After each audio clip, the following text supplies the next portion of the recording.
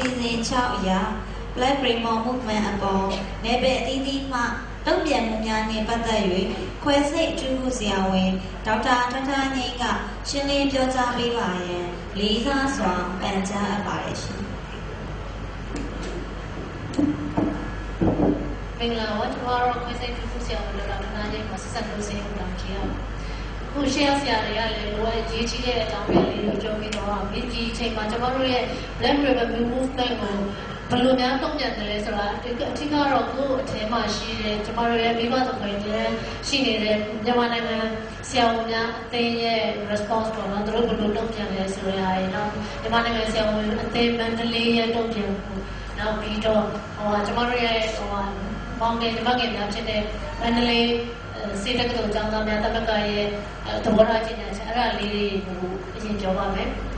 ပထမဆုံးတော့ကျွန်တော်တို့ Black Rainbow Movement လို့ဆိုတော့ဘက်ထဲမှာပဲမြန်မာနိုင်ငံဆရာဝန်အသင်းကနေတော့ကျွန်တော်တို့ရဲ့ Black Rainbow Movement ပေါ်မှာသူတို့ရဲ့သဘောထားကြေညာချက်ကတော့အခုလိုတက်မတော်ဘက်ကနေပြီးတော့မှ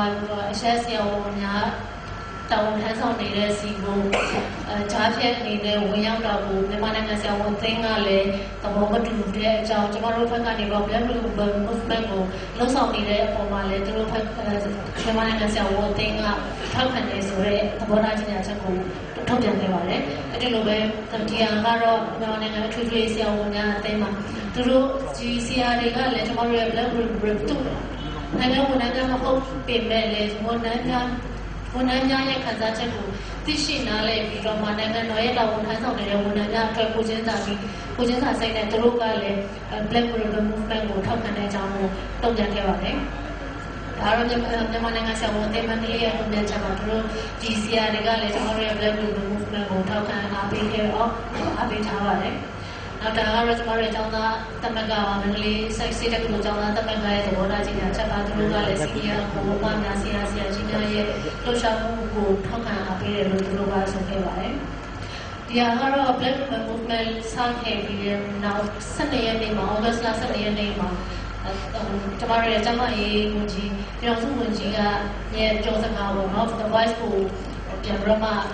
interview ကိုပြန်ပြီးတော့ထိချခဲ့တဲ့အချက်လေးပါအဲ့ဒီမှာဆရာကြီးဝန်ကြီးပြောခဲ့တဲ့အချိန်မှာဆရာကြီးကတော့ကောင်းအောင်လုပ်တာပဲလို့ပြောတာပါလေနောက်ပြီးတော့သူဆရာကြီးရဲ့ရည်ရွယ်ချက်ကတော့အထူးကတော့နေဖက်တွေမှာသွားပြီးတော့ထမ်းဆောင်နေရတဲ့အမျိုးသမီးဆရာဝန်တွေကိုသမီးတွေလိုပုံစံစာပြီးတော့ကိုသမီးသားဆိုရင်ဘယ်လိုပြောပါလဲကျွန်မဆိုလို့ရှိရင်လည်း2006-2009တော့ဖေကုံမြို့နယ်စီရုံရဲ့မိုးကျဲတိုက်တဲ့စီရုံတော့အဲ့တော့အိမ်နဲ့မြေကမညိုတညိုလေးတွေပါတောလာပါပဲ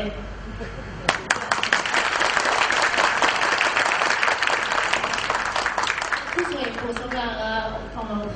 ဒီမောဆိုဖာဆောင်အဲ့ဖက်ကဆိုလို့ရှိရင်ညိုနေဒီကလည်းတကယ်တော့အဲ့ဖက်မှာသွားနေတဲ့ညီမငယ်ဆရာဝန်လေးတွေအများကြီးရှိပါတယ်အဲ့ Black Rainbow ဓာတ်ပုံတွေထဲမှာပါပါတယ်ခုနကဘုရားဝင်သွားတဲ့ခါလည်းမြို့သမီးတွေပါပါတယ်မြို့သမီးဆရာဝန်တွေတိုင်းကလည်းမသွားပဲနေတာမှပါသွားပါတယ်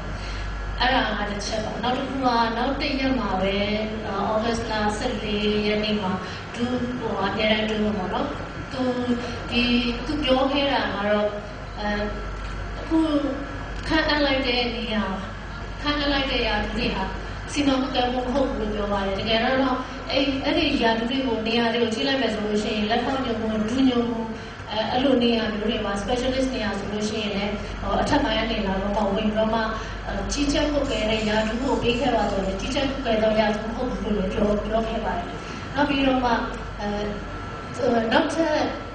ထပ်ဒီကျမရေးဌာနကတိုးချဲ့မှာဖြစ်တဲ့အတွက်ဝန်ထမ်းတွေအများကြီးလိုပါတယ်လို့ပြောပါတယ်ဟုတ်ပါတယ်လိုပါတယ်စိတ်ခိုင်စိတ်ရုပ်တွေဖြစ်ဖို့အတွက်ဆိုလို့ရှိရင်ထူးထူးဆရာဝန်ပဲလိုတော့ဟုတ်ပါဘူးထူးထူးဆရာဝန်လက်ထောက်ဆရာဝန်ဓမ္မဆရာမလက်အလုပ်သမားဒါတွေအကုန်လုံးလိုပါတယ်အဲ့ဒါကိုဘာဖြစ်လို့ဒီဟာတွေအကုန်လုံးလိုရတာလဲဘာဖြစ်လို့များစီမံဖို့တဲ့နေရာကိုပဲပို့ခဲ့တာပါလေပေါ့နော်ဒီလိုအကုန်လုံးကိုအားချပြီးပို့ချင်တယ်ဆိုလို့ရှိရင်တော့အထက်ကနေအောက်ထိအကုန်လုံးမှမစင်သားပဲနဲ့ထားပါတော့ကျွန်တော်တို့ဆိုလို့ရှိရင်ဆေးရုံမှာလူအင်အားအနည်းဆုံးကအလုပ်သမားပါဆရာဝန်တွေကသာ10ယောက်လောက်ရှိပါလို့ကမှ2ယောက်လောက်ပဲရှိပါတယ်အဲ့တော့အဲ့လိုနေရာမျိုးတော့ပေးချင်လာလို့တော့ကျွန်တော်